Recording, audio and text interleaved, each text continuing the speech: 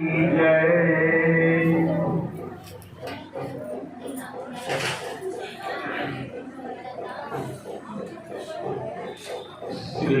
राम जय राम जय जय राम जय सिया राम जय जय सिया राम श्री राम जय राम जय राम जय जय सिया राम जय सिया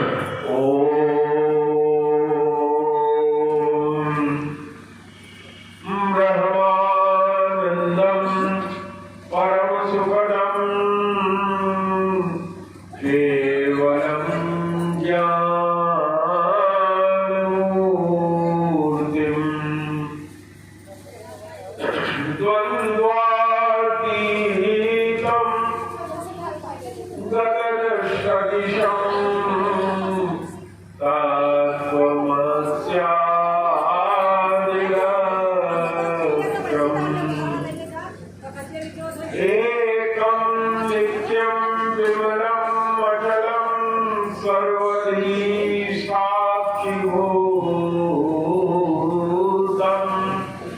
भावातीतं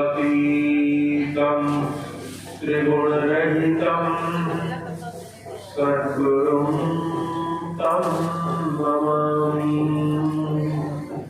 प्रेम से बोलो गुरुदेव भगवान की जय।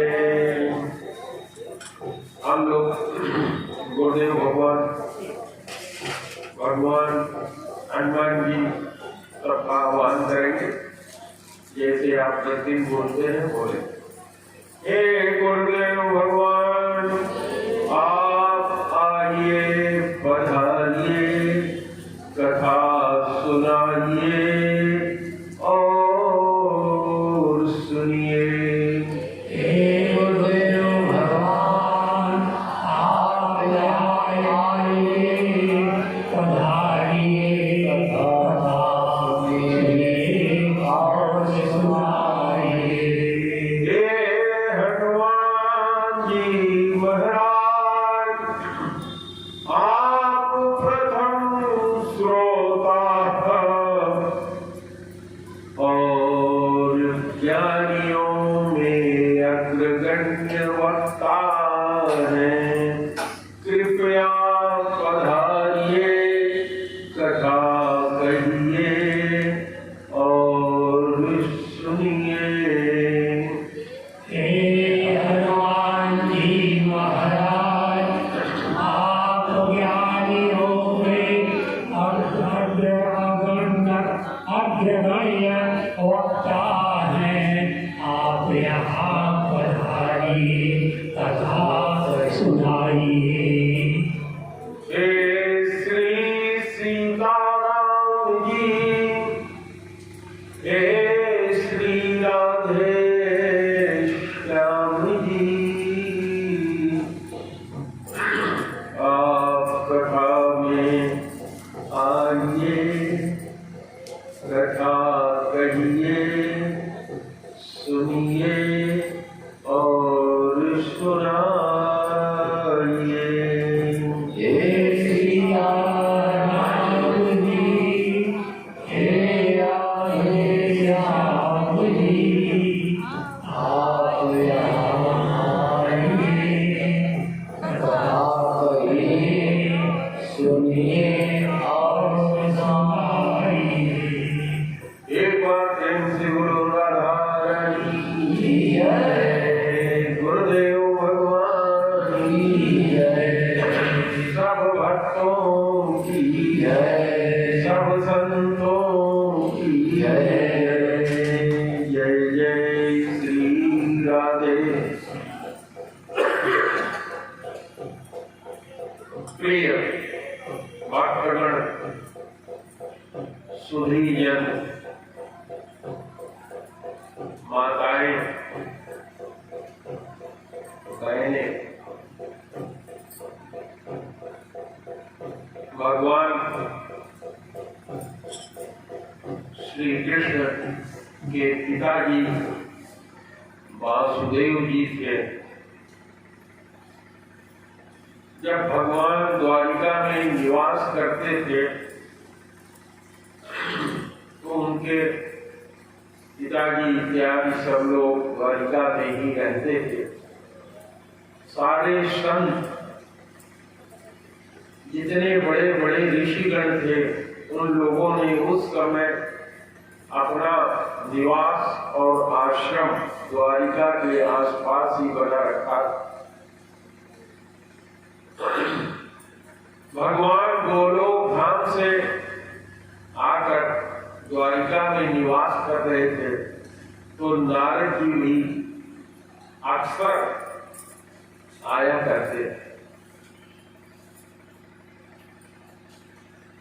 एक बार की बात है, देवर्षि नारद जी वासुदेव जी के यहाँ पधारे। वासुदेव जी ने उनका स्वागत और अभिनंदन किया, प्रणाम किया।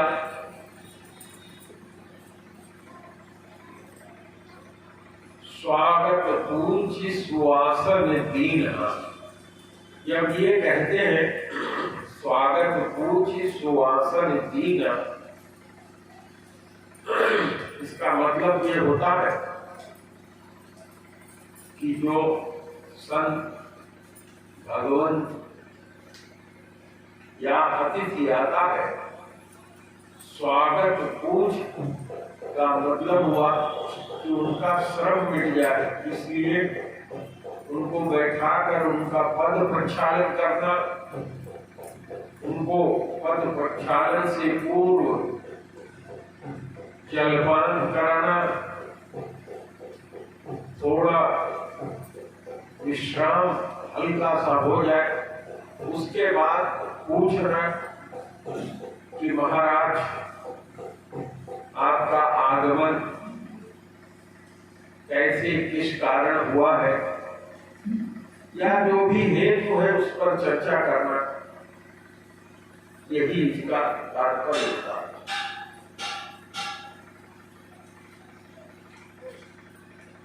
जब वसुदेव जी ने विधिवत स्वागत कर लिया,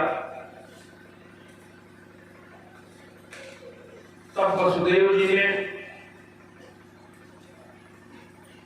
प्रणाम करते हुए हाथ जोड़ करके नारद जी से कहा कि हे महामुनि, संतों का आगमन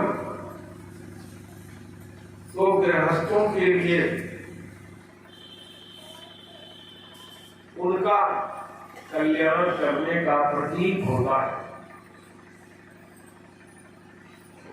और इस संसार में माता पिता का जो आगमन है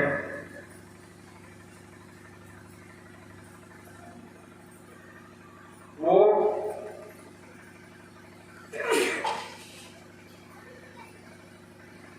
पुत्रों के लिए और भगवान की ओर अग्रसर होने वाले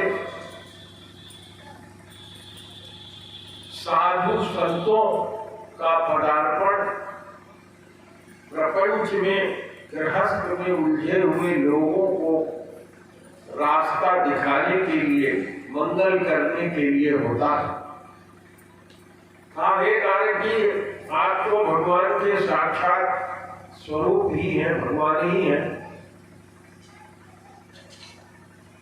और आपका चलना फिरना, आना जाना सब कुछ प्राणियों के कल्याण के लिए ही होता है।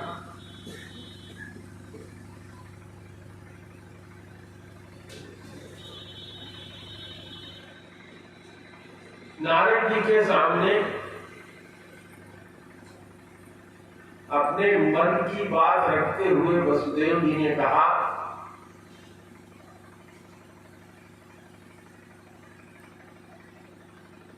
कि पिछले जन्म में जो मैंने तपस्या किया था,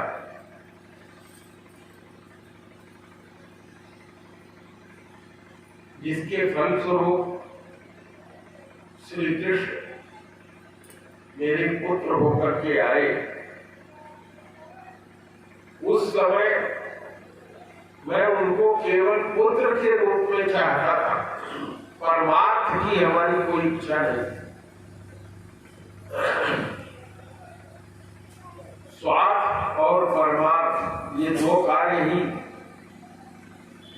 जीव, कोई व्यक्ति अपने जीवन में कर सकता है। स्वार्थ है अपना कल्याण, अपने परिवार का कल्याण, अपने स्वजनों का कल्याण, और परमार्थ है सबका कल्याण और अंत में भगवान से परम पद को प्राप्त हो जाना।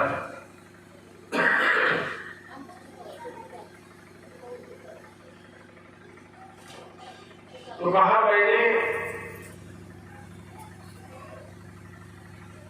जो तपस्या किया था वो भगवान को केवल पुत्र के रूप में प्राप्त करने की इच्छा करके किया था। इस संसार में जो जीव है उनके लिए आत्यंतिक क्षेम, माने उनका अंतिम समय में कुशल कल्याण कैसे हो जाए, ये मैं आपसे जानना चाहता हूं। अब आप समझिए, जीव रूप में वसुदेव जी भगवान के पिता हैं, जिसका पुत्र साक्षात परमपिता परमेश्वर हो। भगवान ने अपने ऐश्वर्य को इस तरह से छिपा करके रखा भी था और प्रकट भी किया था कि उन्हीं को ये नहीं लग रहा है कि जिसके धाम में जाने के लिए आदमी सारी तपस्या सब कुछ करता है, वो अपने धाम के सहित मेरे यहाँ ही पधार गया, मेरा पुत्र होकर के आया, तो अब क्या बाकी है। लेकिन यही जीव की गति होती है। अब भी वो पूछना चाह रहे हैं कि आत्यंतिक क्षेम क्या है।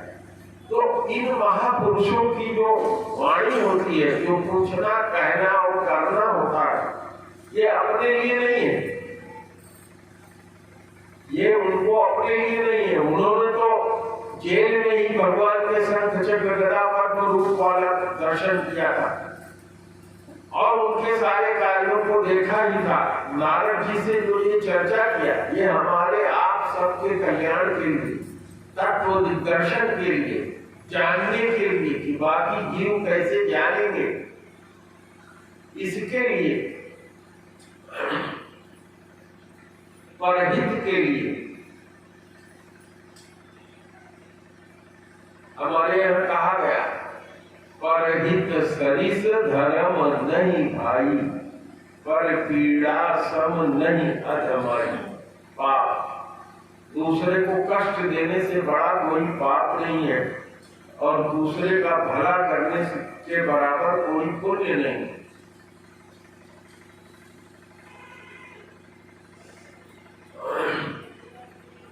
तो नारद जी ने कहा, हे वसुदेव जी, आपने जो प्रश्न किया है सभी के लिए बहुत कल्याणकारी है, क्योंकि यह प्रश्न भागवत धर्म के संबंध में है। जो सारे संसार के लोगों को जीवन दान देने वाला है, जीवन कैसे जिया जाए यह रास्ता दिखाने वाला है और पवित्र करने वाला है। उन्होंने कहा कि हे वसुदेव जी, जो तुमने पूछा है कि भगवान को पाने के लिए या भगवान का भक्त बनने के लिए, भागवत होने के लिए केवल इच्छा करना ही, आपने अपने मन में अनुमोदन किया कि मुझे भागवत बनना है, उतने से ही भगवान की कृपा आपके हृदय में आनी शुरू हो जाती है। उसी क्षण आपका हृदय पवित्र हो जाता है। जब तक मन निर्मल नहीं होगा, इस तरह की भावना आएगी ही नहीं।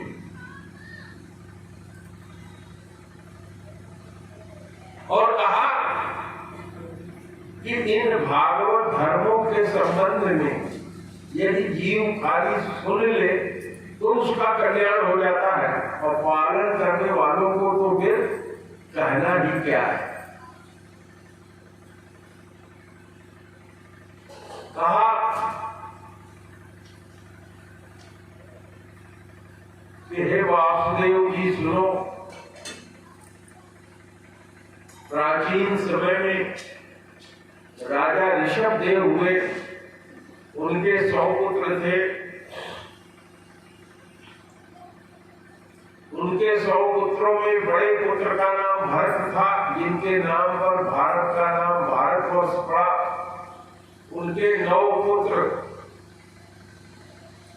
जो इस पूरे संसार के 9 द्वीप हैं उनके राजा हो गए। उनके 81 पुत्र मीमांसा दर्शन देकर ब्राह्मण हो गए और 9 पुत्र भगवान के परम भक्त हो गए जो ये योगेश्वर कहलाते हैं। उनको इस तरह की ऐश्वर्य शक्ति प्राप्त हुई कि स्वर्ग पाताल जहां कहीं भी उनको नाम लिया जाए, बुलाया जाए, याद किया जाए, वहां बिना रोक टोक वो जा सकते। तो नारद जी ने कहा कि यही एक बार इच्छा राजा निमि के मन में हुई थी। निमि जी की कथा हमने आप लोगों को सुनाई थी। आप लोगों में से जो उस दिन लोग रहे होंगे, सुने होंगे। तो राजा निमि ने एक बहुत बड़ा यज्ञ संतों के सहयोग से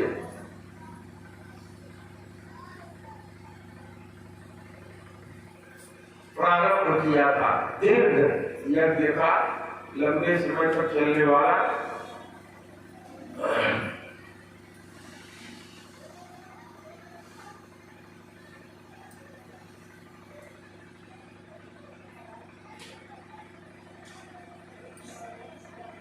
उस यज्ञ में 9 योगेश्वर पधारे थे। ये चर्चा नारद जी करने जा रहे हैं। इससे पहले विदेह राज जो निमि थे,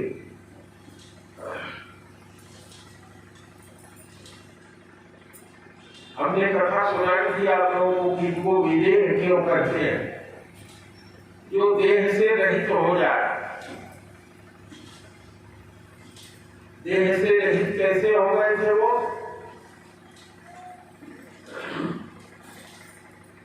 कथा सुनाते हुए हमने आपको बताया था, संक्षेप में बोल दूं कि उनके भगवान राम के ही वंश के थे, इक्ष्वाकु वंश के थे।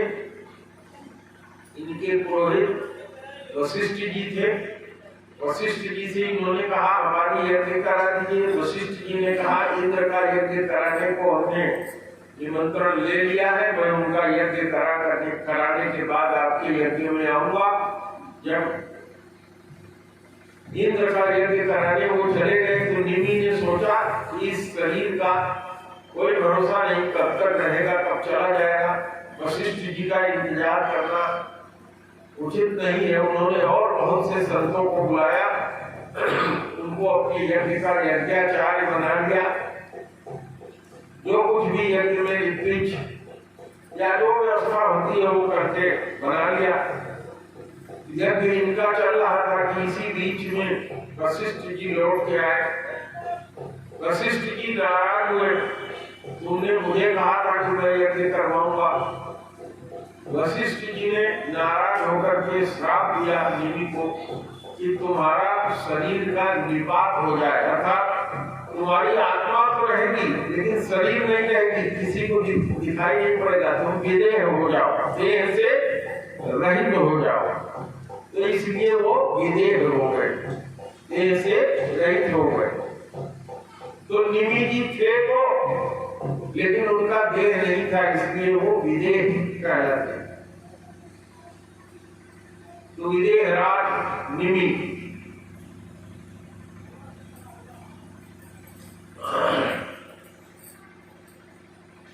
तो उनके यज्ञशाला में ये जब 9 योगेश्वर पधारे तो नारद जी ने निमि से कहा कि हे नारद जी ने वासुदेव जी से कहा, हे वासुदेव जी, जो आप मुझसे पूछ रहे हैं यही राजा निमि ने उन 9 योगीश्वरों से पूछा। अब ये कथा शुरू करते हैं। राजा निमि उन योगीश्वरों से पूछते हैं, कहते हैं, दुर्लभो मानुषो देहो देहिनां क्षणभंगुरः तत्रापि दुर्लभं मन्ये वैकुंठ प्रियदर्शनम्।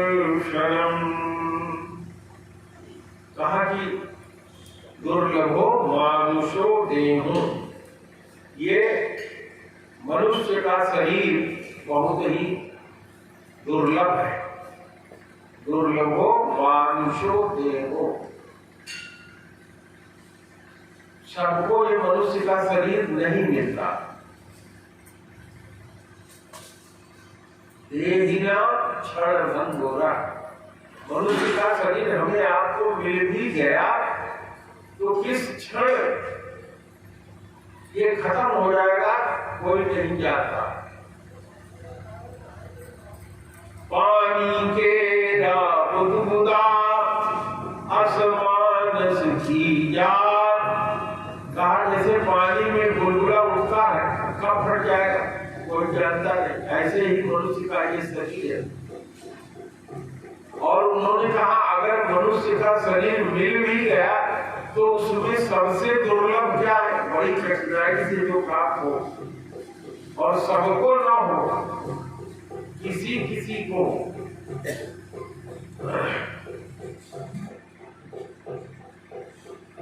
कहा ऐसे में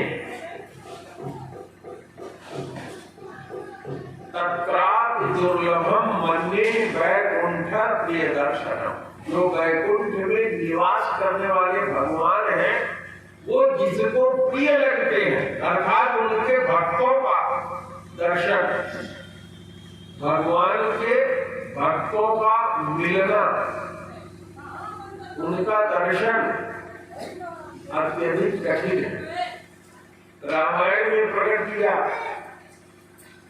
विभीषण जी ने कहा, जो प्रभु राम अनुग्रह कीन्हा अतो तुम मोहि दर्शु हठु दीन्हा। जब भगवान की कृपा होती है तभी संतों का दर्शन और मिलन होता है।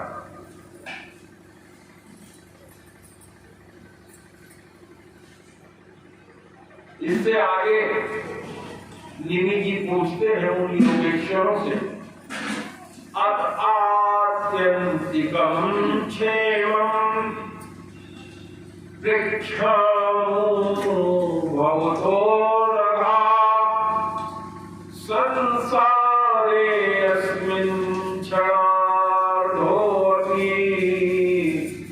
सत्संगः से सर्वज्ञानम्। कहा कि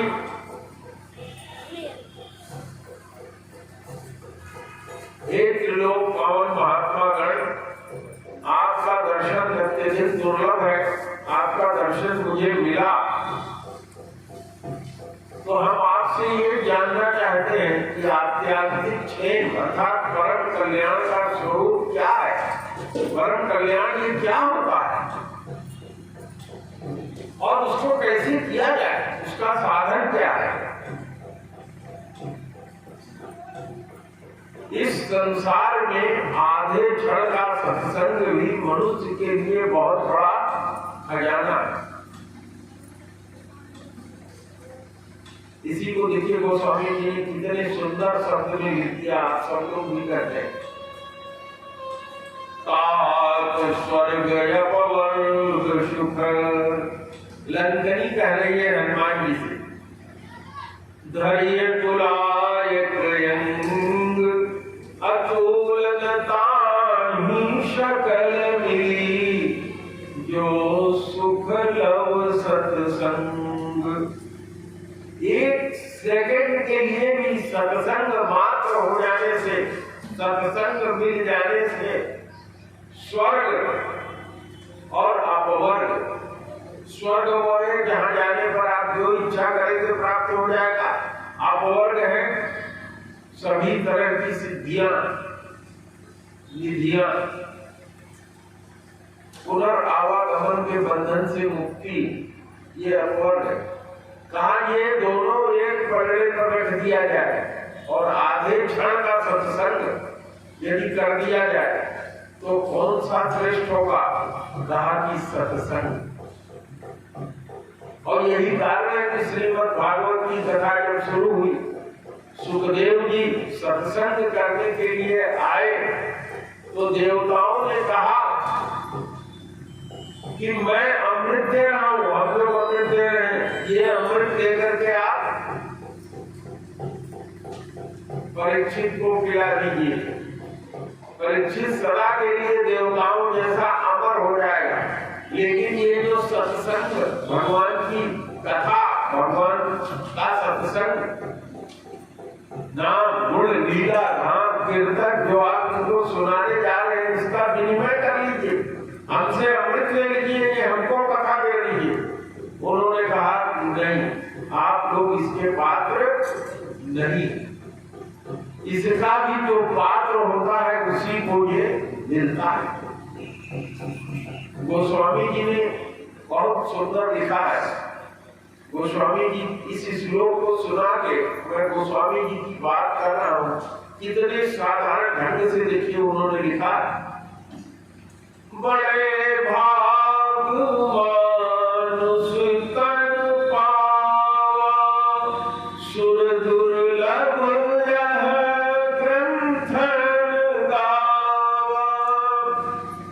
बड़े भाग्य से ये मनुष्य का शरीर मिला, देवताओं को भी दुर्लभ है। देवता कौन करते हैं? जो अत्यधिक पुण्य करते हैं। तो अगला सर्ग जब आएगा, 71 मनवंतर का एक सर्ग होता है, उस सर्ग में वो देवता हो जाते हैं। 71 मनवंतर तक देवता का कार्य करेंगे, फिर वो उस पद से हट जाएंगे और क्षीणे पुण्य मृत्यु लोका विशंति, जैसे उनका पुण्य क्षीण हो जाएगा, जो उन्होंने किया। गीता में भगवान श्री कृष्ण ने कहा क्षीणे पुण्य, जैसे पुण्य समाप्त होगा, धरती लोक पे विषंति गिर जाएंगे। और पहले मनुष्य थे तो पुण्य किया था, देवता बने। अब ये सुनिश्चित है कि देवता होने के बाद फिर मनुष्य शरीर नहीं मिलेगा, फिर क्या होंगे? भोग यज्ञ, सूकर कुकर, कोई जानवर ही बनेंगे।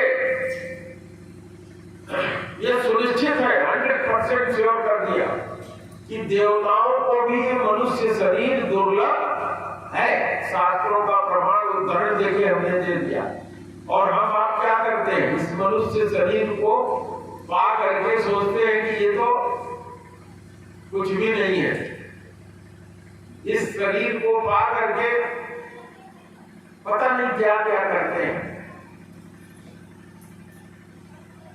तो कहते हैं कि ये शरीर, मनुष्य का शरीर अत्यधिक दुर्लभ है, देवताओं को भी नहीं मिलता, क्योंकि सारे शास्त्र, वेद और भगवान स्वयं कहते हैं, भगवान श्री कृष्ण, कि पुण्य क्षीण होने पर सूकर कुकर नीचे योनियों में जाना है। तो देवताओं के लिए भी ये दुर्लभ है। ये दुर्लभ शरीर हम पाए हैं, यही राजा जी भी पूछ रहे हैं। गोस्वामी जी ने क्या कहा? साधन धाम मोक्ष कर द्वारा। ये शरीर क्या है? साधन धाम है। धाम किसको कहते हैं? धाम कहते हैं जहां जैसे आपका मकान है वो धाम कहलाता है। क्या है उसमें?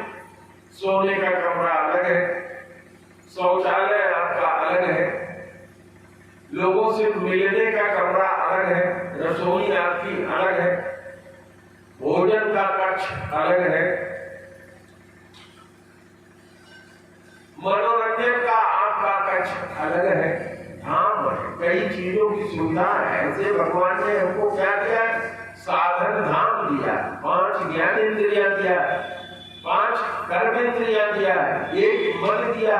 मन ये चार स्वरूप दिए हैं, मन, बुद्धि, चित्त और अहंकार। ये चार स्वरूप मन के दिए हैं।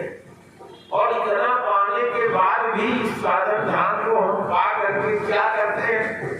खाली थोड़ा बहुत पैसा कमाना, सुख का साधन जुटाना, रोग से ग्रसित हो जाना, अंत में दुख उठाना और किसी काम का न रह जाना, तड़पते हुए इस संसार से गुजर जाना, यही इस शरीर का हमने उपयोग करना शुरू कर दिया। तो कहा साधन धाम मोक्ष कर द्वारा, पाइन यह पर लोक सवारा। इसको पा करके भी पर लोग अपना आगे का रास्ता सुधारा नहीं तो क्या होगा? सो परत्र दुख पावही, फिर तो वो दुख पाएगा जो मैंने आपसे भी बताया। सिर धुन धुन पछिताए, खोपड़ी पे अपने पीटेगा, क्या हो गया मेरे साथ, कौन सा पाप हमने किया? अरे अपने जाने में तो मैंने किसी को गाली भी नहीं दिया। यही कहता है हर आदमी जो महान दूसरे को कष्ट देने वाला है, वो भी बोल जाएगा उसके सामने यही कहेगा, इस जीवन में तो हमने ऐसा कुछ किया नहीं, पता नहीं कौन से जीवन का दुख हम पा रहे हैं। अरे किसी जीवन का दुख नहीं पा रहे हो तुम। किसी जीवन का अगर होता तो तुम्हें ये मनुष्य का शरीर मिला ही नहीं होता। जो कुछ भी तुमने किया है इसी जीवन में किया है। जो शरीर को बिगाड़े हो तुम ही बिगाड़े हो। जो कुछ आज तुम हो उसके लिए कोई और दूसरा जिम्मेदार नहीं है, तुम स्वयं हो। और इसके लिए अभी भी कोई अंतिम समय नहीं है। आज से हम सुधर जाएं, आज से अपने को सुधार लें। किसी को तुम सुधार नहीं सकते, पत्नी को नहीं सुधार सकते, पत्नी तुमको नहीं सुधार सकती, बच्चे को अपने तुम सुधार नहीं सकते, बच्चा तुम्हारा तुमको नहीं सुधार सकता। जो सुधारेगा अपने को सुधारेगा। अगर तुम्हें 3 बजे सवेरे उठना है तो अकेले तुम उठ सकते हो, अपनी पत्नी को प्रेरित नहीं कर सकते कि 3 बजे मैं उठूंगा।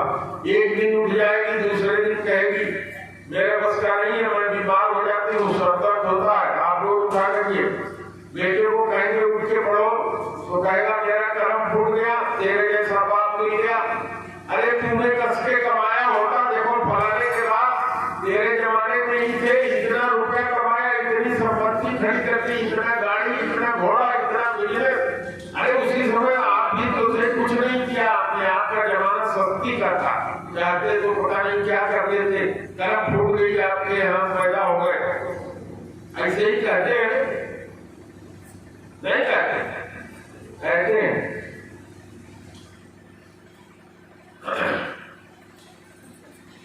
तो हमको क्या करना चाहिए? अपनी पीठ ठोकनी चाहिए। ऐसे हम किसको सुधारेंगे? हम अपने को सुधारेंगे। बोलिए किसको सुधारेंगे?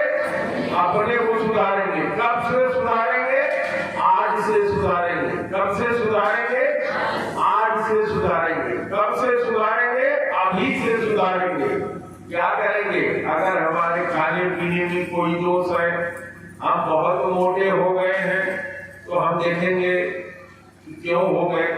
अगर हमारे शरीर में कोई दोष है तो देखिए क्या हुआ, किस कारण आपके शरीर में ये दोष उत्पन्न हुआ है, कैसे इसको दूर कर सकते हैं, वो कार्य हम करेंगे।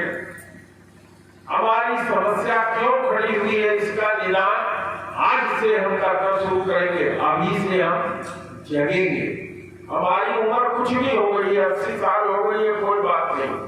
एक क्षण पर्याप्त होता है अपने को सुधार देने के लिए। अष्टावक्र जी को जनक जी ने कहा मुझे 3 सेकंड में ज्ञान दे दो। उसने कहा 1 सेकंड बहुत है, और 1 सेकंड में ज्ञान हो गया।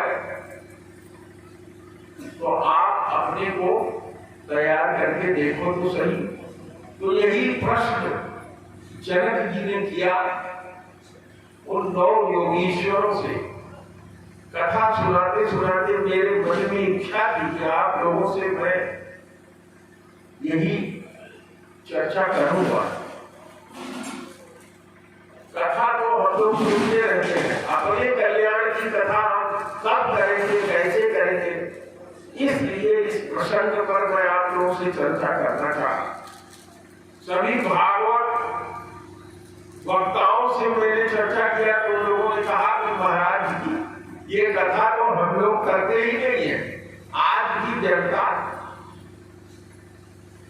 तो सुंदर सुंदर भजन सुनना चाहते हैं, यदि कोई उसमें नृत्य हो तो और अच्छा है, मनोरंजन करना चाहते हैं। इस तरह का जो नीरस विषय है इसमें तो किसी को कोई रुचि होती नहीं। और कहा कि जो वक्ता होता है उसको भी केवल धन में ही रुचि होती है, कितना हमें मिले और कथा हमारी समाप्त हो। आजकल के कथा के जो वक्ता है पहले से तय कर लेते हैं 5 लाख रुपए लेंगे और अखबार लेते हैं, पैसा तब जाते हैं। लेकिन ये तो गुरु जी का आश्रम, इसमें आप सब लोग भक्त हैं। इस कथा का किसी ने प्रायोजन नहीं किया है, ये गुरु जी ने 55 साल पहले से प्रायोजित किया है, चली आ रही। ये ज्ञान भक्ति का यज्ञ होता है जहाँ हर साल। तो अगर यहाँ भी यह कथा नहीं होगी, केवल टाइम पास होगा, तो क्या ये उचित है? नहीं उचित है।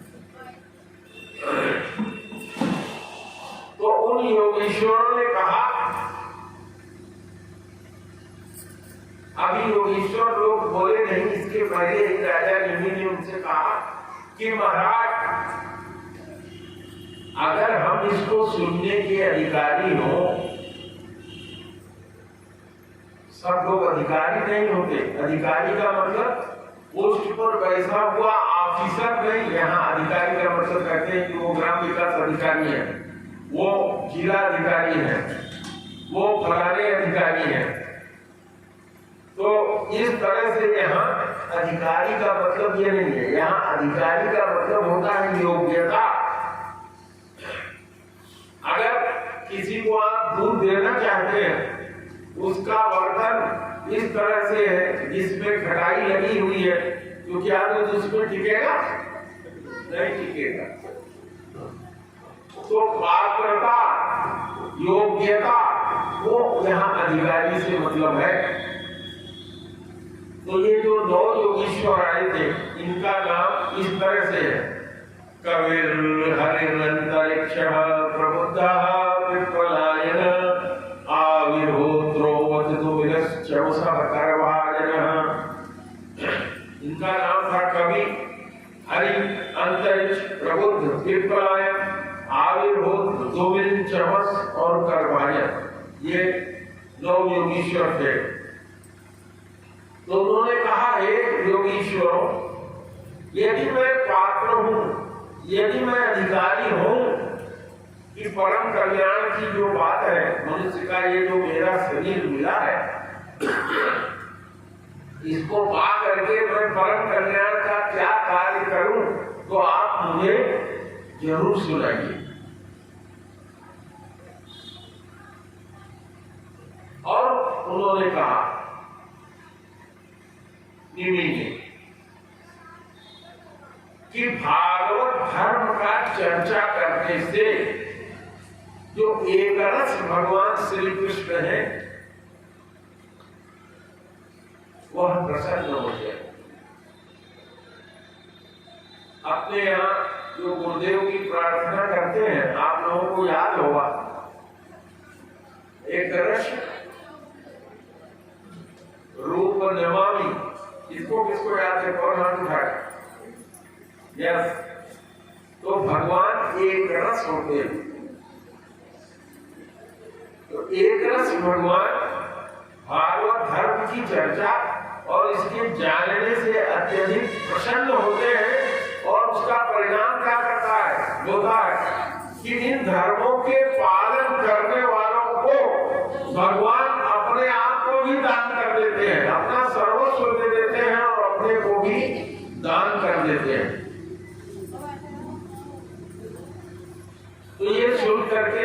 योगीश्वर बहुत प्रसन्न हुए।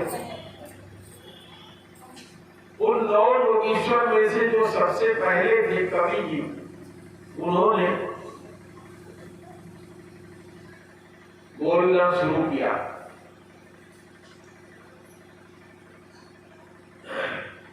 उन्होंने कहा,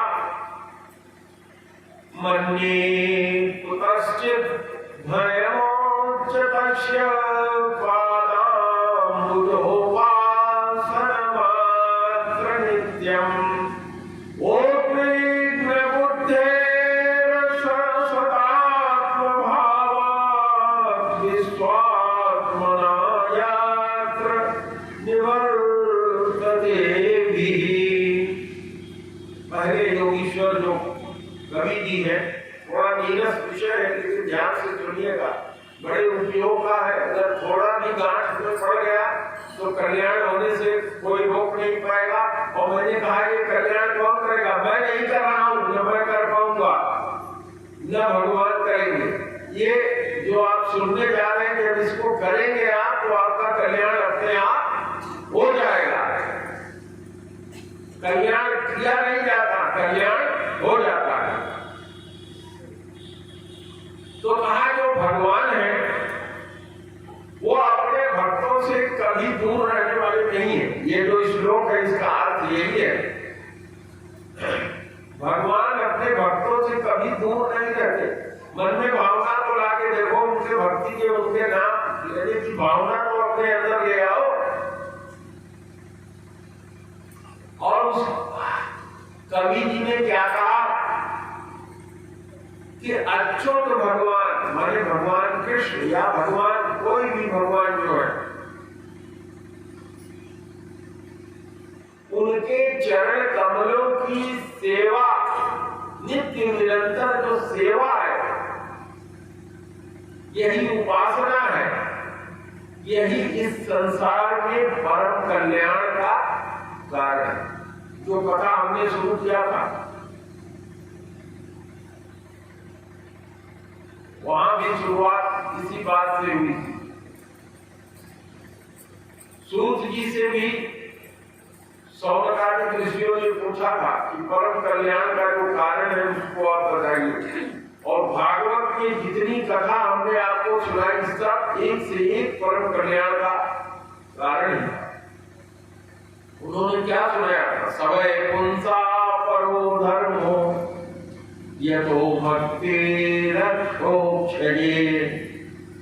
एक ही धर्म एक व्रत नेमा सब तरी करे राम पद प्रेमा। एक ही भक्ति, एक ही धर्म। वही चीज यहाँ भी कह रहे हैं, ये ईश्वर लोग भी यही समझा रहे हैं कि एक ही भक्ति है। करना क्या है? कुछ करना नहीं है, बस भगवान के चरणों के प्रति अपने हृदय में प्रीति बनानी है। प्रीति बना लो, वो कुछ चाहते नहीं है तुमसे, सब तो तुम्हारे मुख में भी वही है, सब उन्हीं का दिया हुआ है। उन्हीं भगवान को, उन्हीं का पैदा किया हुआ अनाज, उनको क्या भोजन लगाओगे? उन्हीं का पैदा हुआ फूल उनके ऊपर क्या चढ़ाओगे? भगवान कहते हैं हमको पाओगे नहीं, तो कहते हैं क्या होगा? कहे जान जाओगे हमको, कहे जान जाने से क्या हो जाएगा? कहे कल्याण हो जाएगा। जानना ही, इसलिए वो स्वामी क्या लिखते हैं? सोई जान ही जही देहु जनाई। भगवान को पा नहीं सकते हो, भगवान को जान सकते हो, भगवान को तत्वों से जान सकते हो, भगवान के प्रति प्रेम अपने अंदर उत्पन्न कर सकते हो। भगवान के प्रति जब अपने अंदर प्रेम उत्पन्न करोगे, श्रोत्रिय ब्रह्मनिष्ठ गुरु के पास जाओगे, तो तुम्हारे इस प्रेम से प्रसन्न होकर गुरु तुम्हें आत्मशक्ति देगा और तुम्हारी ये इंद्रियां दिव्य हो जाएगी। उनमें यह शक्ति हो जाएगी कि भगवत को प्राप्त कर सकोगे, देख सकोगे, मिल सकोगे, उनसे प्राप्त बात कर सकोगे। लेकिन उनको जानना आवश्यक है। तो जानने के लिए पहली चीज क्या है? उनकी भावना अपने हृदय में लाना। जैसे आप लोग यहाँ सोचे होंगे कि आज गुरु जी के यहाँ कथा का अंतिम दिन है, हमें चलना, तो भावना आई, तो मन बनाया, तो समय निकाला, तो साधन किया और यहाँ समय से आ गए, और अगर भावना न बनाए होते तो मन भी नहीं बनता, यहाँ आते भी नहीं। कितने लोग यहाँ अभी आए, हमसे मिले, मैंने कहा कथा नहीं सुनोगे, बैठोगे नहीं, क्या महाराज बस सोचा था कि आपके दर्शन हो गए, बस सब हो गया, मिल गया, हमको इतने के लिए आए थे, अब आगे अभी जाना है, गाड़ी किराए से लेके आया हूँ, बहुत दूर से आया हूँ, आपके दर्शन हो गए, सब हो गया। हर आदमी की अपनी भावना है, लेकिन भगवान क्या कहते हैं कि केवल भाव मेरे अंदर ले आओ।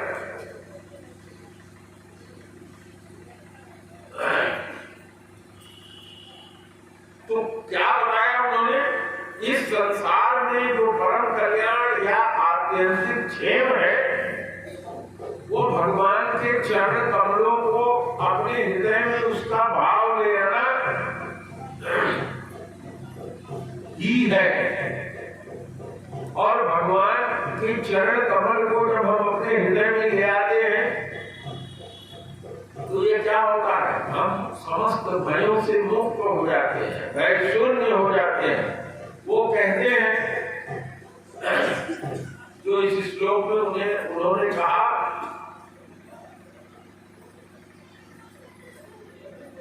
कवि जी ने कि मेरा यह निश्चित रूप से मत है कि जो हमारा ये देह है, हमारा जो घर है, आज तुच्छ जितने भी पदार्थ हैं सब असत है। इसमें जो हम सोचते हैं कि ये हमारा है, ये केवल अज्ञान ही है। इसी के कारण व्यक्ति की चित्त वृत्ति क्या होती है, उद्विग्न हो जाती है।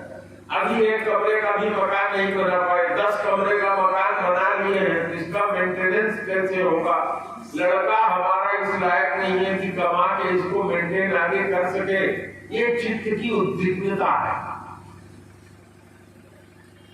तो भगवान का विचार, भगवान के प्रति उनको जानने की इच्छा, उनकी उपासना जैसे ही मन में आता है, ये चित्रवृत्ति जो हमारी इतनी उद्विग्न है, ये क्या हो जाती है, शांत हो जाती है।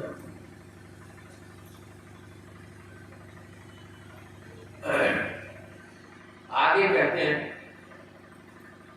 ये वै भगवता प्रोक्ता उपायो ह्यात्मलब्धये अजं पुंसां विदुषां वृद्धि भागवता निहितान्।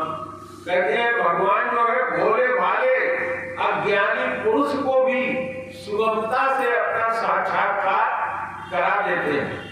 और कैसे करा देते हैं, कहा कि उन्होंने अपने मुख से ही जो उपाय बताया है, उसी उपाय को क्या कहते हैं, भागवत धर्म कहते हैं। भगवान ने अपने मुख से ही अपने प्राप्ति का उपाय बताया, कहा इसी को भागवत धर्म कहते हैं। जैसे रामायण में क्या कहते हैं, निर्मल मन जन सोहि पावा, मोहि कपट छल छिद्र न भावा। यही भागवत धर्म है। क्या भागवत धर्म है?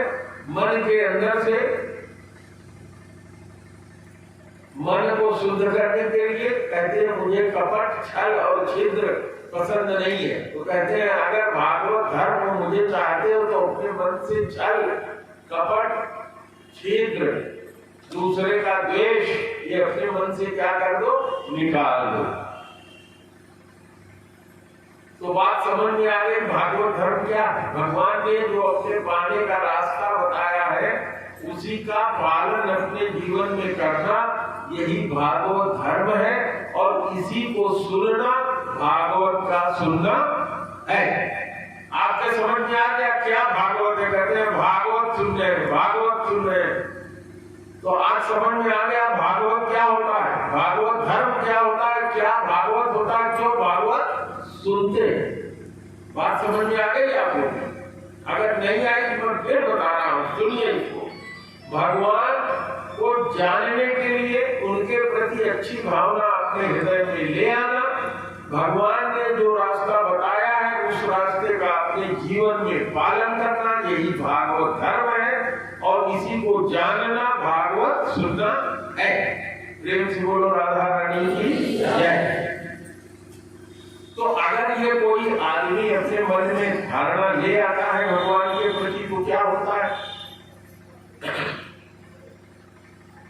तो कवि जी जो समझा रहे हैं वो कह रहे हैं यनास्थाय तरो राजन न प्रमादेश करहिचित् धावन् निर्मील्य वानेत्रेण स्खलेन पतेदिह। उसका मतलब क्या हुआ? उन्होंने कहा कि हे राजा निमि, जिस किसी ने भगवान का ये भागवत धर्म अपने हृदय में धारण कर लिया, ऐसा व्यक्ति यदि इस संसार में आंख बंद करके दौड़े, अंधे की तरह आंख खुला नहीं, आंख बंद करके दौड़े, तो भी उसका पतन नहीं हो सकता।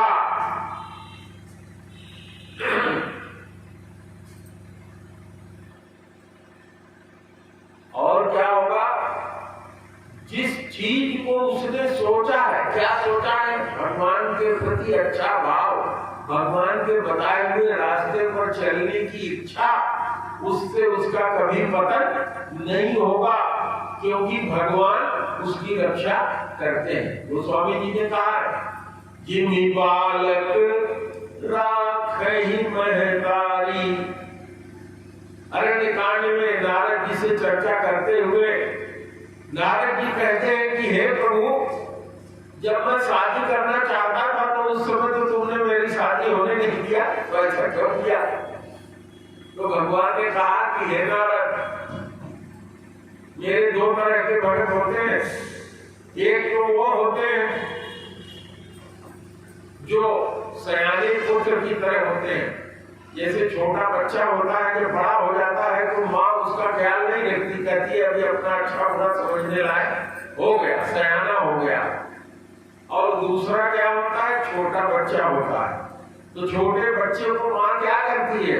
ख्याल रखती है। बच्चे को कहीं सांप के पास जाके सांप को न पकड़ ले, क्योंकि बच्चा जानता नहीं कि सांप क्या होता है। आग जल रही है, उसको भी वो पकड़ लेगा। अपना पराया नहीं जानता, गड्ढा कुआं नहीं जानता, खाट पर से गिर जाता है, तो माँ क्या करती है? हर समय ख्याल रखती रहती है। जिमि बालक राखहि महतारी। भगवान कहते हैं ऐसे ही मैं अपने भक्त का, भक्त कौन हुआ? जो मेरा भजन करता है। भजन कौन करता है? जिसने मुझको हृदय में धारण कर लिया, जिसने मेरे बताए हुए रास्ते पर चलने का संकल्प कर लिया। तो भगवान कहते हैं तुमने खाली संकल्प ले लिया और मैंने तुम्हारा पांव पकड़ लिया। केवल ये आस्था ले आने मात्र से ही अगर प्रमादवश भूलवश कोई गलती भी हो जाती है तो उसका पतन नहीं होता, वो गिरने नहीं पाता। आगे कहते हैं कायेन वाचा मनसेन्द्रियैर्वा बुद्धात्मना वानुसृतः स्वभावात् करोति यत् यत् सकलं परस्मै नारायणायेति समर्पयेत्। इसका अर्थ मैं समझा दे रहा हूं बहुत साधारण ढंग से। क्या कहा कि भागवत धर्म क्या है? ध्यान से सुनो, भागवत धर्म क्या है? कहा कि भागवत धर्म का पालन करना यही है कि शरीर से, मन से, वाणी से, इंद्रियों से, हमारी 10 इंद्रियां हैं, आंख, कान, नाक, 5 ज्ञानेंद्रिय, 5 कर्मेंद्रिय, बुद्धि से, चित्त से, अहंकार से, अनेक जन्म से या इस जन्म से, आदतों से या स्वभाववश जो कुछ भी मनुष्य करे, जो कुछ भी मनुष्य करे वह सब भगवान नारायण के लिए ही करे, भगवान को ही समर्पित कर दे। मैं रात को सो रहा हूँ तो इसलिए सो रहा हूँ कि सवेरे स्वस्थ होकर के उठूंगा तो भगवान का अच्छे मन से ध्यान करूंगा। मैं अपने को स्वस्थ रख रहा हूँ तो इसलिए कि अच्छे हृदय में भगवान अच्छे ढंग से निवास करते हैं। मैं अपनी आंखों से इस संसार को देख रहा हूँ तो भगवान ने इस संसार को बनाया है जिसमें हर एक जीव के रूप में भगवान ही है जिनको मैं देख रहा हूँ। भगवान की ही वाणी लोगों के द्वारा मैं सुन रहा हूँ। मेरे सामने जितने भी हैं सब भगवान के ही स्वरूप है। इनसे न द्वेष्टक न कांक्षक, न तो कोई इच्छा रखना चाहता हूँ, न इनसे मेरा कोई द्वेष है।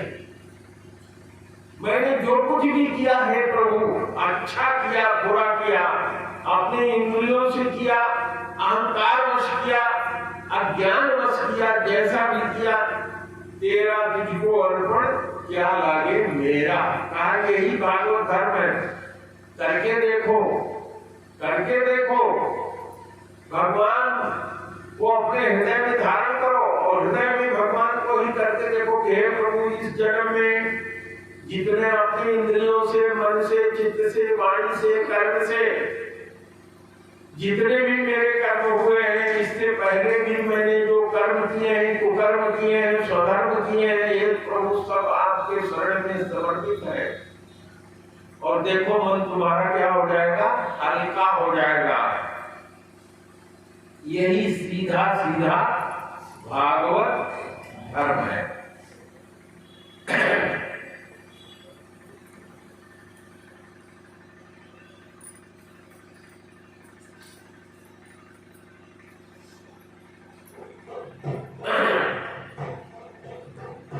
गोस्वामी जी इसी को बड़े सुंदर शब्द में लिखते हैं। अगर मैं उनकी चौपाई नहीं पढ़ूंगा तो मेरी बात पूरी नहीं होगी।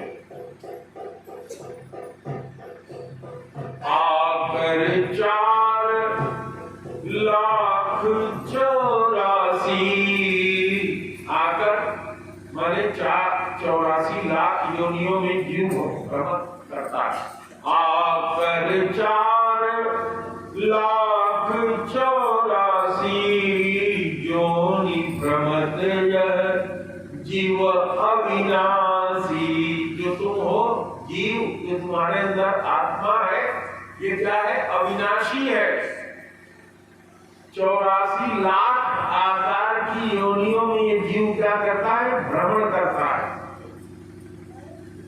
आकरी 4,84,000 योनि भ्रमत यह जीव अविनाशी। तो कैसे चलता है, फिरत सदा माया कर प्रेरा। भगवान की माया से प्रेरित होकर के, भगवान की माया को ही वो चाहता है, भगवान को नहीं चाहता। भगवान को चाहने की बात ध्यान मैं आपसे कर रहा हूं। फिरत सदा माया कर प्रेरा, अकाल कर्म स्वभाव गुण घेरा। इन 4 चीजों का अपने चारों तरफ घेरा बना लेता है। काल माने समय, कर्म माने जो कुछ कर रहा है, स्वभाव सुबेरे से लेकर अगले सुबेरे तक जो कुछ करता है, और उसके अंदर जो गुण और अवगुण। जब गुण शब्द कहा जाता है तो उसमें अवगुण संजनित होता है। काल कर्म स्वभाव गुण घेरा। लेकिन इसके बावजूद भी जो ये भगवान है वो क्या करते हैं, इसके बावजूद भी भगवान कबहु कर करुणा नर देहि अदेत ईस बिनु हेतु सनेहि। हम लोग तो इतने कृतज्ञ हैं कि अपने में ही मस्त रहते हैं, तब भी भगवान करुणा करके हम लोगों को मनुष्य का शरीर दे दिए हैं। कोई उनका हमको मनुष्य शरीर दे देंगे तो हम उनका हित करेंगे, ऐसा कुछ नहीं है। लेकिन वो कृपा करके देते हैं कि अपना कल्याण करिए। लेकिन हम क्या करते हैं, हम कुछ नहीं करते। गोस्वामी जी इसके आगे समझा भी देते हैं।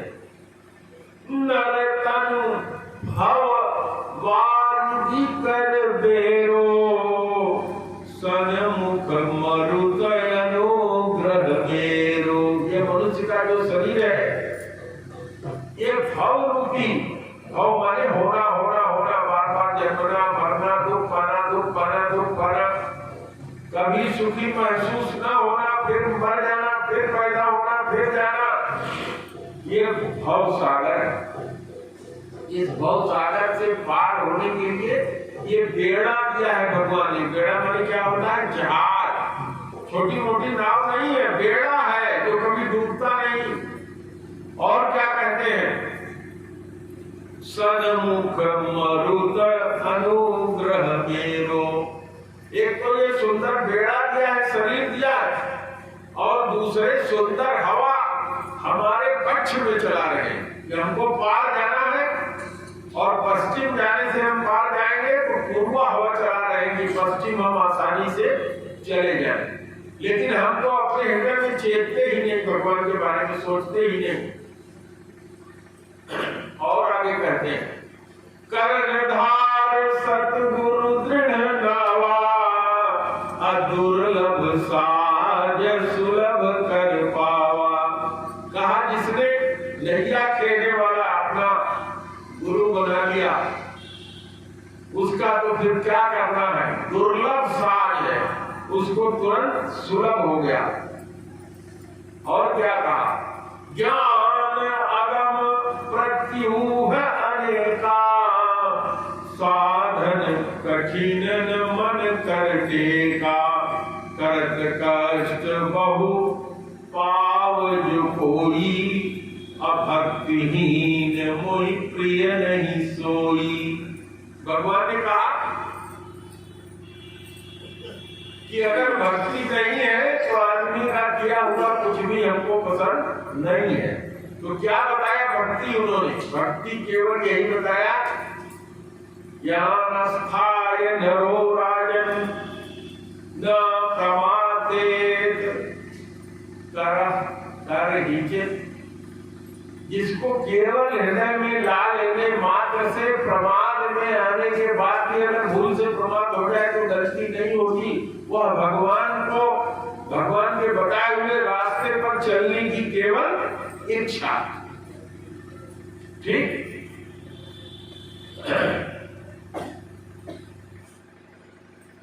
कह रहे हैं कि अगर जो ये नहीं करता तो क्या होता है, ये भी जान लो।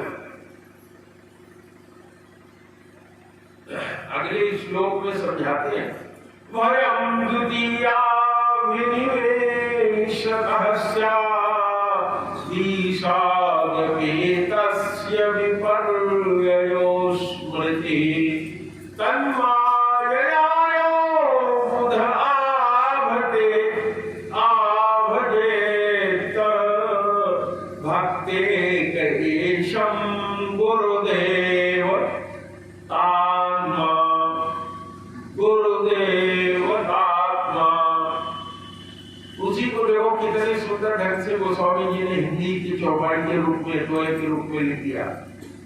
कहा कि जो पुरुष भगवान की भावना अपने हृदय में नहीं लाता तो भगवान की माया से अपने स्वरूप को क्या करता है? भूल जाता है।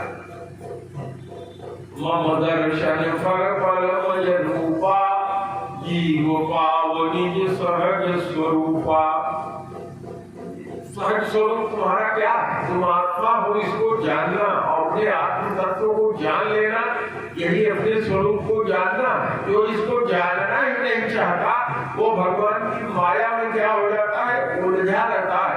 उसको अपने स्वरूप की स्मृति कभी होती ही नहीं, विस्मृति हो जाती है। इस विस्मृति के कारण वो क्या सोचता है? मैं देवता हूँ, मैं मनुष्य हूँ, ये भ्रम हो जाता है। मैं बड़ा आदमी हूँ, मैं ठाकुर साहब हूँ, मैं पंडित जी हूँ, मैं गुरु जी हूँ, मैं बढ़िया बाजा बजाने वाला हूँ, मैं बढ़िया गाना गा के पैसा पैदा करने वाला हूँ। तो इस संसार के देह आदि में अभिनिवेश हो जाता है। इसलिए अपने गुरु के बताए हुए रास्ते पर ही चलकर ईश्वर का भजन करना चाहिए। प्रेम से बोलो गुरुदेव भगवान की जय, सियावर रामचंद्र की जय। अब एक सुंदर सा भजन सुनो। मैं भजन आप लोगों को सुना रहा हूं।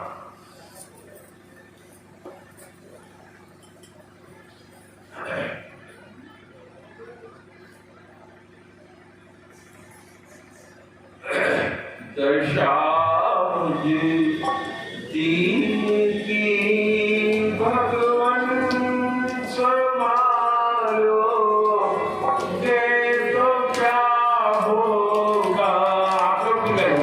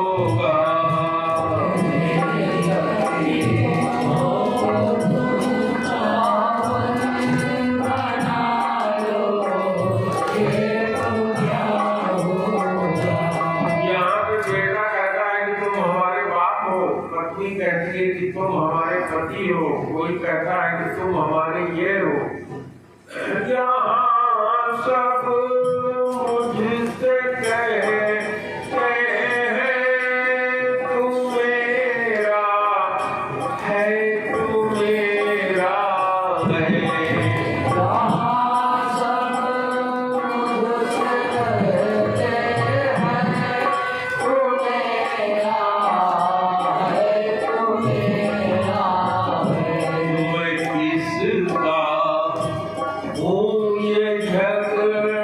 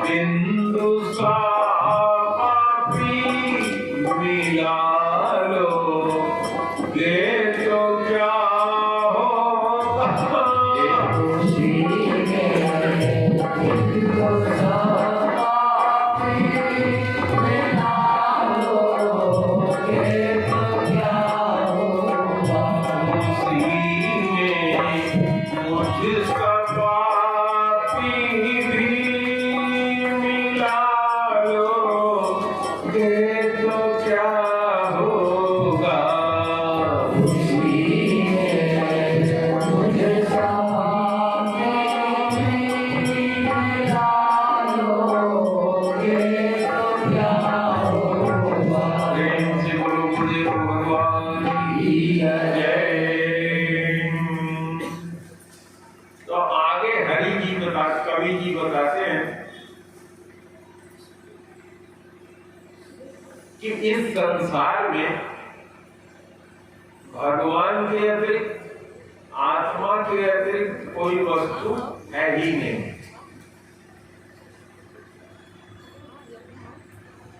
तो जो लोग ये नहीं जानते तो वो बहुत सी चीजों का चिंतन करते हैं।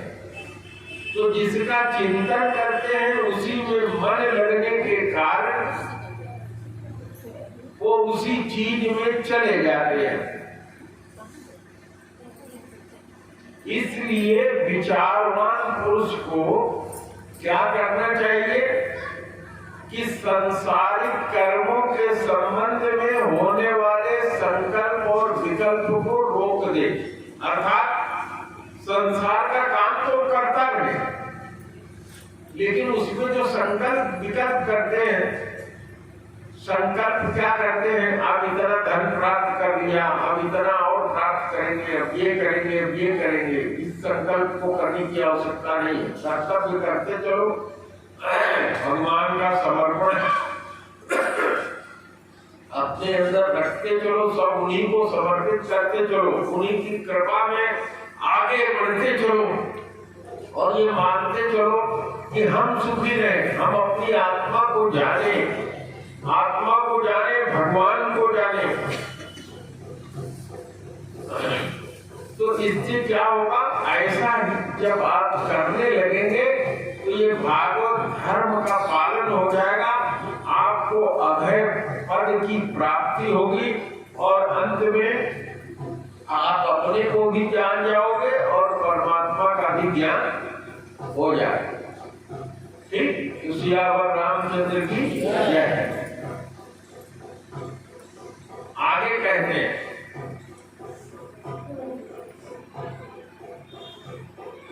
श्रीणवन् सुभद्राणि रथांत पाणे जन्मानि कर्माणि जयानि लोके गीतानि नामानि तदर्थकानि गायन्ति लज्जो विचरेद संगः। कहा कि इस संसार में भगवान के जन्म की, उनके कर्म की, उनके मंगल की बहुत सी कथाएं, तो उनके गुणों की, उनकी लीलाओं को स्मरण दिलाने वाले भगवान के बहुत से नाम भी प्रसिद्ध हैं। इसलिए हमको लाज संकोच छोड़कर उनके नामों को भजना चाहिए, गाना चाहिए। गाना माने भजन करना चाहिए, बार बार दोहराना चाहिए। और किसी भी चीज में, अपने शरीर में भी समझ लो कि आसक्ति न करे कि ये मेरा शरीर है, ये मर जाएगा क्या होगा, ये मेरा घर है गिर जाएगा क्या होगा। किसी चीज में देह किसी चीज में आसक्ति न कर, सब संकोच छोड़कर भगवान का नाम का गान करे और मुक्त होकर के विचरता रहे इस संसार में। तो क्या होगा, इससे उस व्यक्ति के अंदर प्रभु के नाम के अनुराग उत्पन्न हो जाता है।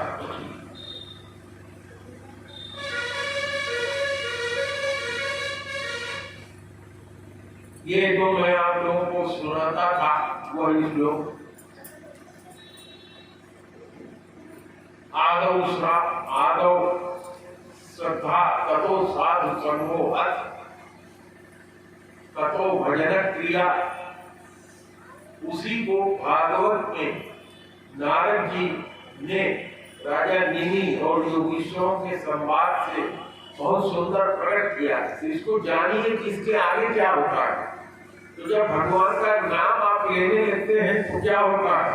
एवं व्रतः स्वप्रिय नाम कीर्त्या जाता दुरागो द्रुतचेत्र उच्चैः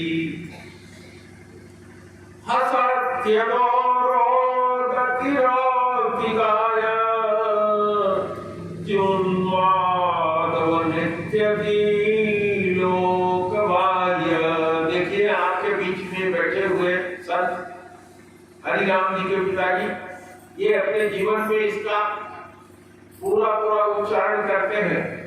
क्या कह रहे हैं इस श्लोक में? कह रहे हैं कि जो इस प्रकार शुद्ध व्रत ले लेता है कि भगवान के नाम का उच्चारण करेंगे, भगवान के नाम का कीर्तन करेंगे, उसके मन में भगवान के नाम का जप करते हुए भगवान के प्रति अनुराग, भगवान के प्रति प्रेम का अंकुर जो है उग जाता है और वह लोगों की जो धारणा है और मान्यता है उससे दूर हट जाता है। कभी तो मस्त होकर के डांस करते हुए भगवान का नाम करेगा, हरे राम राम राम हरे हरे कृष्ण कृष्ण कृष्ण हरे हरे।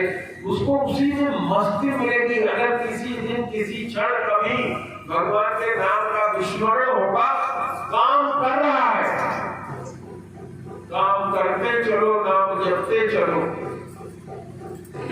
तो उसको बहुत तकलीफ होगी। तो यह प्रीति की स्थिति उस जीव में नाम लेने से भगवान की उत्पन्न हो जाती है। ये भागवत धर्म है और ये साधन पहले वाले कवि जी बता रहे हैं। आगे क्या कहते हैं? खम वायुमग्निं सलिलं महिं च ज्योतिषि सत्त्वानि दृशो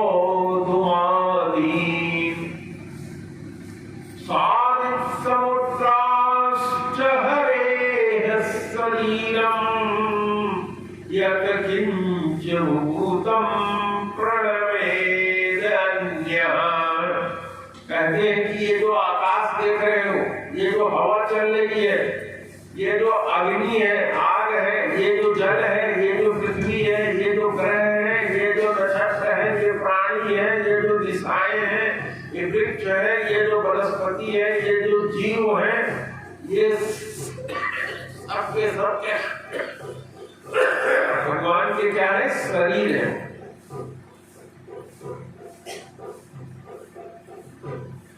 भगवान के दो स्वरूप है। एक तो इस संसार के रूप में प्रकट स्वरूप, जिसमें भगवान दिखाई नहीं पड़ते, छिपे हुए हैं, केवल भक्तों को ही दिखाई पड़ते हैं। और दूसरे भगवान का वह चिदानंद स्वरूप, शावरण और अनावरण।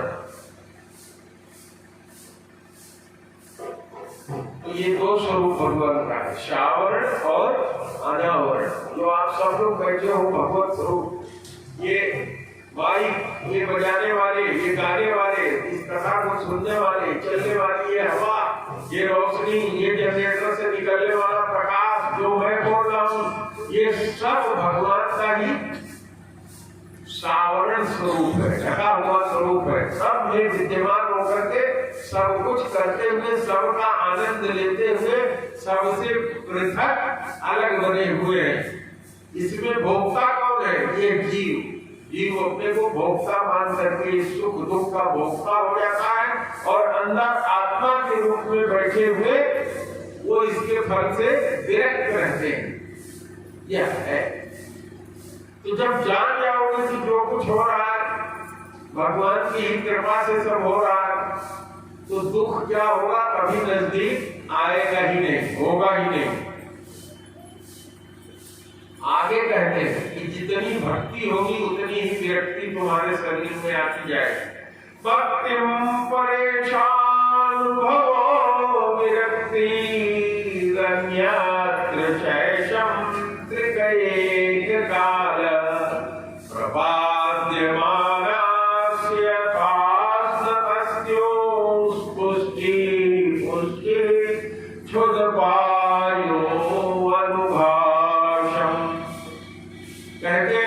जैसे तुमको भूख लगती है, एक एक कौर खाना खाते हो तो पुष्टि भी होती है, पुष्टि भी होती है, शरीर में ताकत भी आता है। ऐसे जैसे जैसे भगवान की भक्ति करते जाओगे, जितनी तुम्हारी भक्ति होगी उतनी ही संसार से विरक्ति होगी, उतना ही ज्ञान होगा। तो ज्ञान और वैराग्य को पहले लाने की आवश्यकता नहीं है। भगवान का नाम लेकर के भागवत हो जाओ, उनके भक्ति में चलो, ज्ञान और वैराग्य तुम्हें उसी स्तर तक प्राप्त होते जाएंगे। और उस प्रत्येक भजन में भगवान के प्रति तुम्हारा अनुराग और प्रेम अपने आप उत्पन्न होता जाएगा। इतना कहकर के पहले जो योगेश्वर थे वो चुप हो गए। प्रेम से बोलो राधा रानी की जय। 2 मिनट एक कोई भजन हो छोड़ा सा सुना। क्या तू लेके आया है, क्या तू लेके जाएगा।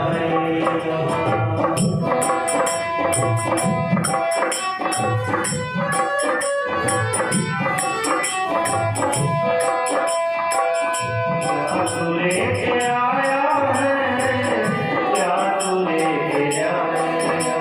क्या तू लेके आया है, क्या तू लेके जाएगा। तूने जो कमाया है, तूने जो कमाया है, तूने जो कमाया है, तू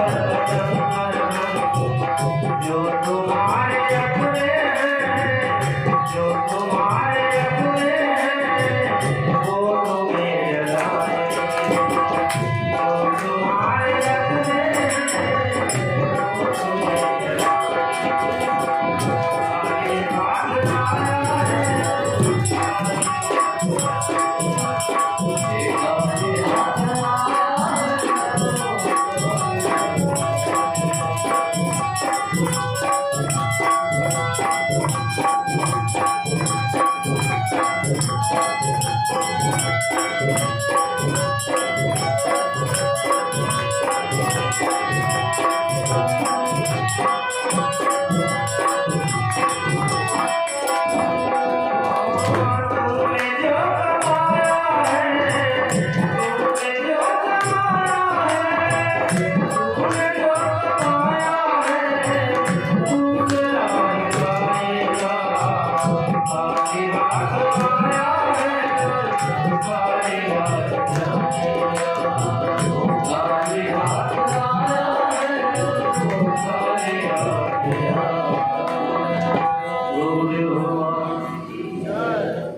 लोगों से मैंने कहा था ना कि आज कथा 4 बजे के पहले मैं समाप्त करूंगा, तो आरती की तैयारी करके आप लोग रखिए। अच्छा, तो थोड़ी सी चर्चा के बाद मैं सुखदेव जी का भोजन कराऊंगा और उसके बाद थोड़ा सा मैं कथा और कर देता हूँ, फिर सुखदेव जी की विदाई होगी। अब निमि जी ने पूछा, अथ भागवतमृत यद्धर्मो यादृशो नृणाम् यथाचरति यद्ब्रूते यलिङ्गे भगवत्प्रियः। अब लोग निमि जी ने पूछा कि हे प्रभु, भगवान के भक्त कैसे होते हैं, उनका लक्षण क्या है, कैसे हम पहचानेंगे, कैसा उनका स्वभाव होता है, कैसा वो दूसरे के साथ व्यवहार करते हैं, कैसा आचरण करते हैं, कैसे बोलते हैं और किन किन लक्षणों के कारण वो भगवान को प्यारे होते हैं। इसी के बाद कथा में सुखदेव जी की विदाई होगी।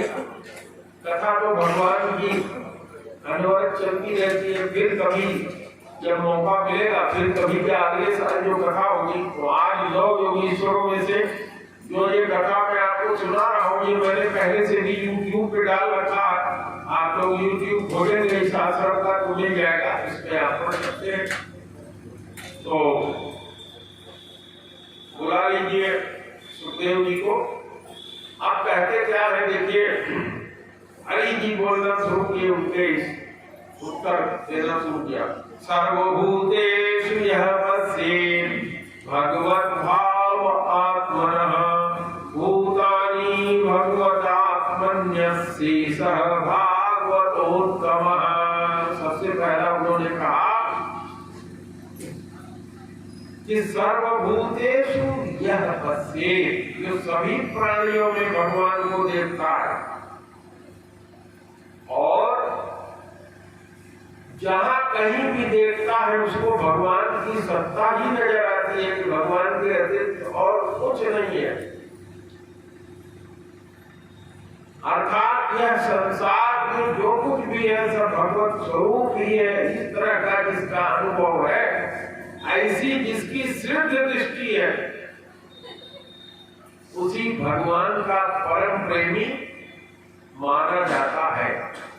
दूसरा क्या कहते हैं, ईश्वरे तदधीनेषु बालिशेषु द्विभत्सुषः प्रेम मैत्री कृपोपेक्षा यः करोति समध्यमान्। क्या कहा कि जो भगवान से तो प्रेम करता है, उनके भक्तों से मित्रता रखता है, दुखी लोगों पर और अज्ञानियों पर कृपा करता है, तथा भगवान से जो द्वेष करते हैं, भगवान को जो नहीं मानते, ऐसे लोगों की जो उपेक्षा करता है, उनसे उलझता है, छोड़ देता है, जाने दो, उपेक्षा करता है, वह मध्यम कोटि का भगवान का भक्त कहा जाता है। आचार्यामेव हर्ये पूजाया श्रद्धये भक्तेषु चान्येषु सभक्तः प्रार्थयतः स्मृतः। कहा कि जो भगवान के मूर्ति, उनकी अर्चा विग्रह की पूजा तो श्रद्धा से करता है, किंतु भगवान के जो भक्त आ जाए तो उनकी सेवा शुश्रूषा नहीं करता, उनको कुछ नहीं मानता, ऐसे भक्त, ऐसे लोग साधारण श्रेणी के भक्त कहलाते हैं। और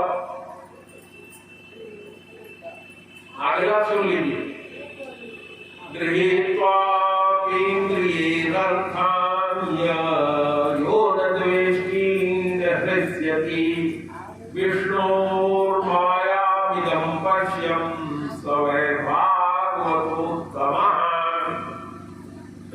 जो अपने आँख, कान, नाक और इंद्रियों से संसार के विषयों को तो ग्रहण करता है, किंतु यदि कोई चीज उसके इच्छा के विपरीत आ जाए तो उससे वो द्वेष नहीं करता, अर्थात उसको भी भगवान की कृपा मान करके स्वीकार कर लेता है।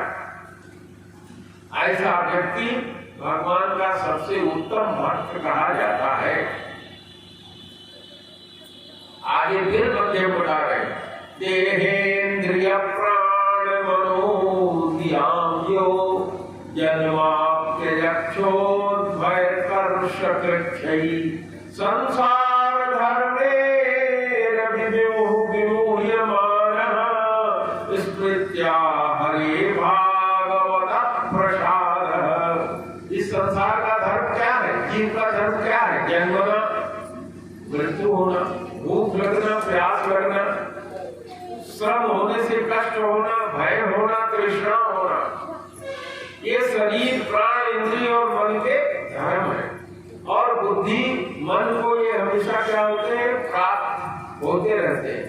किंतु जो व्यक्ति, जो पुरुष भगवान की स्मृति में इतना खोया रहता है कि ये सब होते रहते हैं, बार बार जन्मता है, मरता है, दुख मिलता है, सुख मिलता है, इन सब के होते रहने पर भी वो उससे प्रभावित नहीं होता, अर्थात भगवान के भजन में उन्हीं का मान करके लगा रहता है, पराभूत नहीं होता, वह उत्तम भक्त है। तो स्वामी तुलसीदास जी ने हर एक जी को लेके यही कहा है।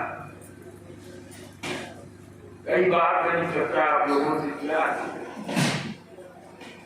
कि मुझे न तो मुक्ति चाहिए न भुक्ति चाहिए, बार बार मैं जन्मूं और मरूं। हे भगवान, आपके चरणों में मेरा प्रेम बना रहे। आगे कहते हैं, न काम कर्म बीजानां यस्य चेतसि संभवा वासुदेवे निलयः स वै भागवतोत्तमः। इसके मन में जो ये संसार के विषय हैं, इनके भोग की इच्छा, कर्म करने की प्रवृत्ति और उनके बीज वासनाओं का उदय नहीं होता, जो एकमात्र भगवान में ही रमण करता है, वही उत्तम भागवत है। नयस्य जन्म कर्मभ्याम न वर्णाश्रम जातिभिः सज्जते हि मनहं भावो देव स हरिप्रियः। जिनका इस शरीर में कोई प्रेम नहीं, उच्च कुल में उत्पन्न हुआ है, उच्च कुल में जन्म हुआ है, ऊंची तपस्या किया है, ऊंचा कर्म किया है, बहुत अच्छे वर्ण में पैदा हुआ है, ब्राह्मण ठाकुर या जो कुछ भी है, अच्छे आश्रम में है, अच्छी जात का है, जिसका कोई अहंकार का भाव अपने अंदर नहीं रखता, वह निश्चय ही भगवान का प्यारा। प्रेम से बोलो राधा रानी की जय। नयस्य स्वपरिवेत्ति स्वात्मनि वाविदा सर्वभूत समः शांत स वै भागवतोत्तमः। जो धन संपत्ति शरीर आज में यह मेरा है, यह पराया है, इस प्रकार का भेदभाव नहीं रखता, सब पदार्थों को परमात्मा का ही देखता रहता है, सब में संभाव में रहता है। किसी भी घटना अथवा दुर्घटना या संकल्प से विक्षिप्त होकर न तो अशांत होता है न अपनी शांति को खोता है, वह भगवान का उत्तम भक्त है। प्रेम से बोलो राधा रानी की जय।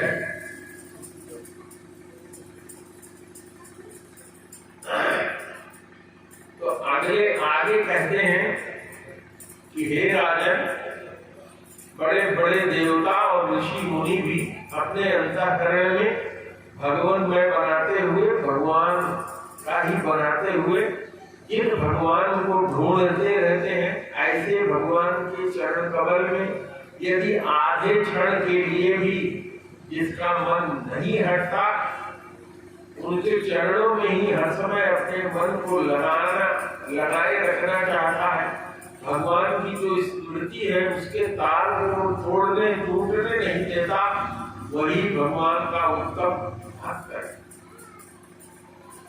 तो प्रेम से बोलो राधा रानी की जय। अब सुखदेव जी को बुलाइए भाई। बाकी 7 योगीश्वरों की कथा मैं आप लोगों को फिर सुनाऊंगा। भगवान की कथा निरंतर चलती ही रहती है। भगवान इस संसार में हर समय विराजमान है। न यह संसार कभी तिरोहित होता है, न इससे भगवान तिरोहित होते हैं। इसलिए भगवान की कथा समाप्त होने या न होने का कोई प्रश्न ही नहीं होता। तो जब तक सुखदेव जी आ रहे हैं, हम लोग भजन करेंगे। श्री राम जय राम जय जय राम, श्री राम जय राम जय जय राम, श्री राम जय राम जय जय राम, श्री राम जय राम जय जय राम। एक बार प्रेम से बोलो गुरुदेव भगवान की जय। तो भाई सुखदेव जी आ गए हैं, जरा बांस हिला दिया, उसके बाद आकर के इलाज में बात हिला रही है। अब तो उद्धार जो है हो ही गया।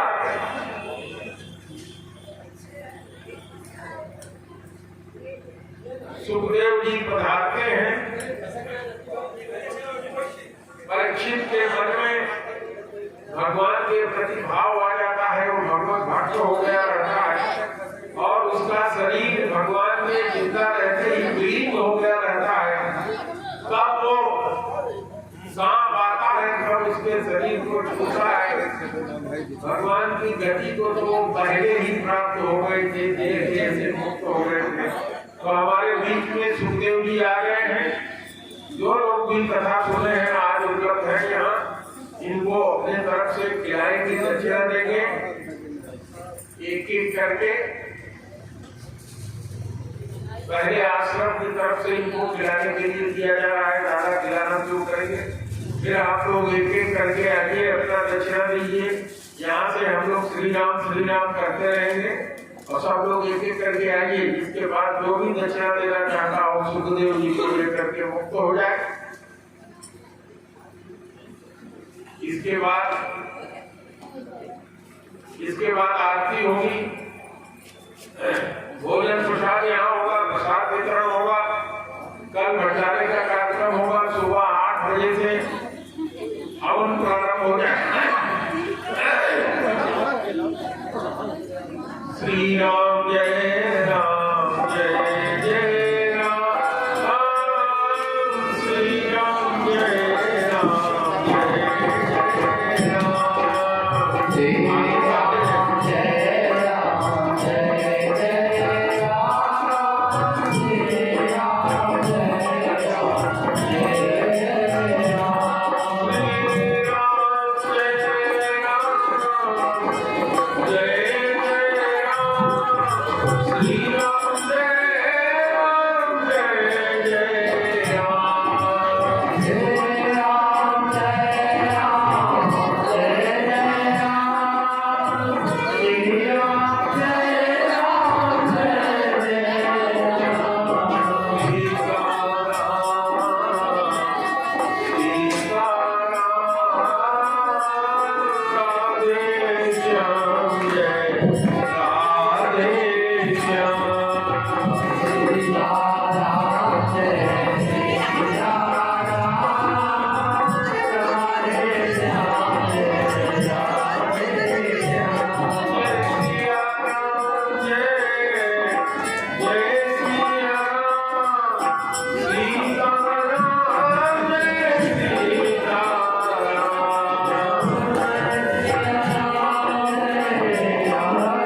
Jai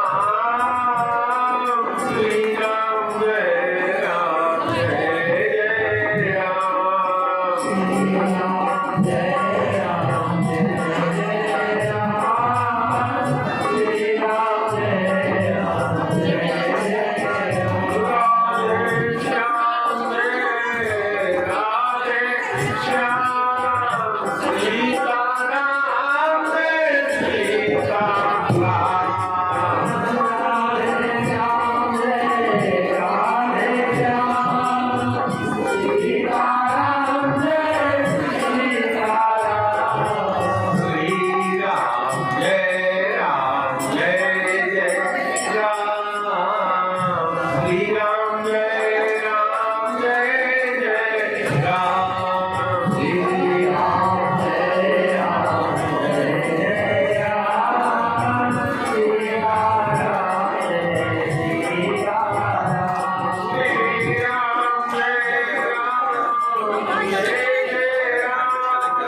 श्री राम जय राम जय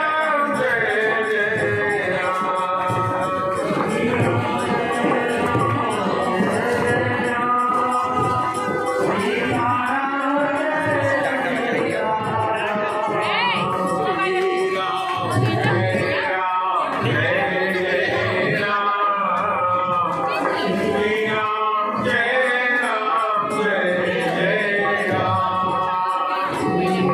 श्री राम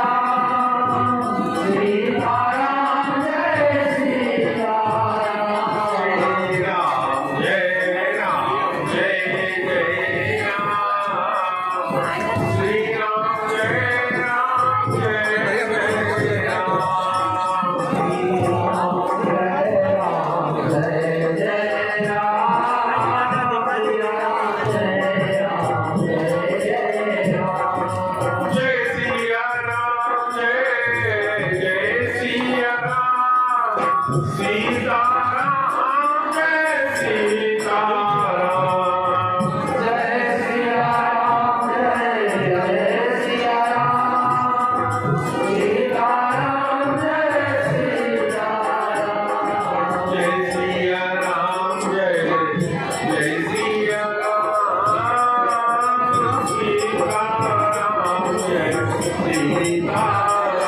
राम जय जय